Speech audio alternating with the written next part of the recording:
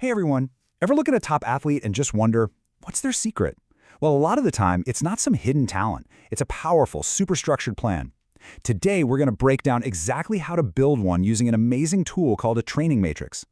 You know, a winning race, or really any peak performance, it doesn't just magically happen on the big day. It's the result of countless hours of smart, targeted preparation. Because when it comes right down to it, the plan is absolutely everything. So before we even start building this plan, let's talk about why just winging it is such a massive risk for any athlete's success and maybe more importantly, their safety. I mean, simply training hard without any real structure is just a recipe for disaster. It almost always leads to overtraining and injuries because you're not managing stress and recovery properly. It also creates these unbalanced athletes, strong in some areas but really weak in others. And the big one, it leads to totally inconsistent performance because your peak condition is basically left up to pure chance. Now, when we say planning, it's not just one big thing. There's a hierarchy to it, kind of like a blueprint that goes from this huge, big picture vision right down to the nitty-gritty of today's workout. Let's break down the three key parts. So first up, you've got the training plan. The best way to think about this is the 30,000-foot view. It's your roadmap for the entire season. It sets that ultimate goal, like we need to be ready for the championship in 8 weeks, and it lays out the whole timeline. Okay, next we zoom in a little closer to the training program. This is your detailed roadmap. It takes that big overarching plan and starts breaking it down into different phases. Things like general prep or pre-competition, and each of those phases has its own specific goals. It tells you what you need to be doing week by week to stay on track. And finally, we get down to the training matrix. This is your day-to-day guide on the ground. It's the spreadsheet, the chart, what some people call the coach's Bible, that tells you exactly what exercises to do, how many reps, and at what intensity for every single training session. This is what brings the whole program to life. The plan is your final destination. The program is like the GPS route that gets you there. And the matrix, that's the turn-by-turn navigation, telling you exactly what to do right now to keep moving forward. Okay, theory is great and all, but let's make this real. We're going to walk through a case study with a fictional coach. Let's call him Coach Jose. His job is to create an 8-week training matrix for a young beginner sprinter. Before he even dreams of writing down a single exercise, Coach Jose follows these 6 basic steps. He starts with the competition date and works backward. From there, he sets goals for each phase, picks the key skills to develop, and then very carefully plans out intensity, volume, and of course, that all-important recovery time. The high-level program he comes up with. He's broken the 8 weeks into 4 really clear phases. He starts with general preparation to build a solid foundation. Then he moves into specific preparation to really start honing that speed. After that comes pre-competition to get sharp for the race. And finally, there's a taper week, a really important strategic reduction in training to make sure the athlete is 100% recovered and confident on race day. All right, let's zoom right into the matrix for week 1. This is that general preparation phase. Monday is a high-intensity day, all about acceleration. But then look at Tuesday. It's a lower-intensity tempo run. That's on purpose. It helps with recovery while still getting some work in. Then Wednesday is another hard day for max velocity. After a couple rest days, Saturday is a full-body circuit.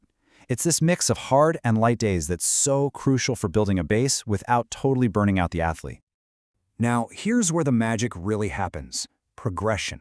In week 2, Coach Jose keeps the exercises pretty much the same, but he carefully ups the demand.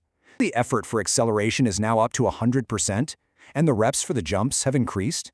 It's these small, gradual increases in stress that force the body to adapt and get stronger. That's the whole point. Now let's fast forward to phase 3, the weeks right before competition.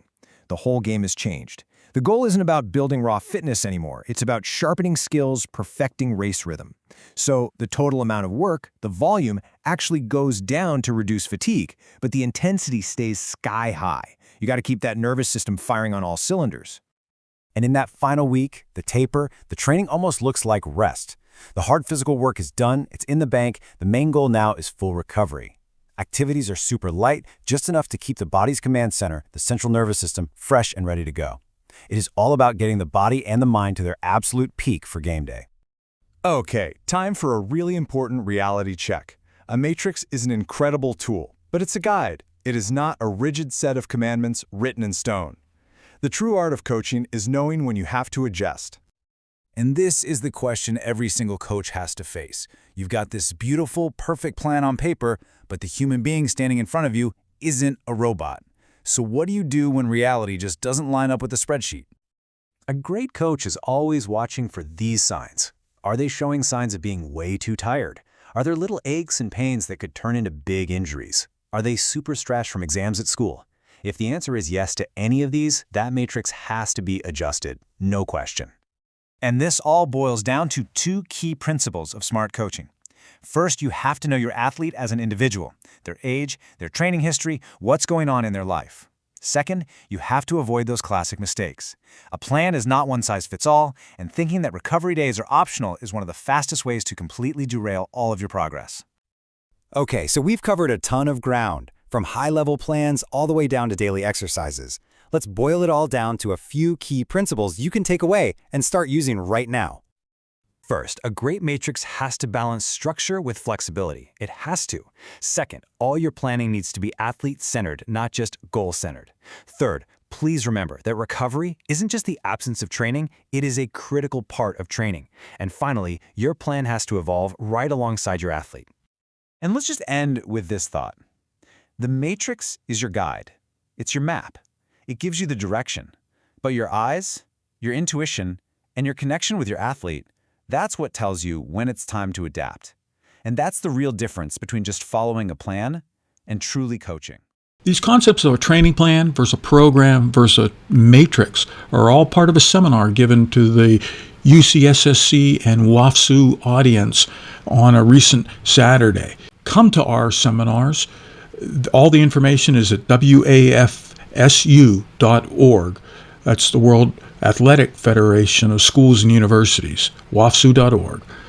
The older archived seminars are also available, as is this one from Coach Jose. So we have things on track and field and aquatics, and we're trying to help educate coaches from around the world. Hey, thanks for subscribing, and thanks for suggesting Heavy or Not to your other coaching friends.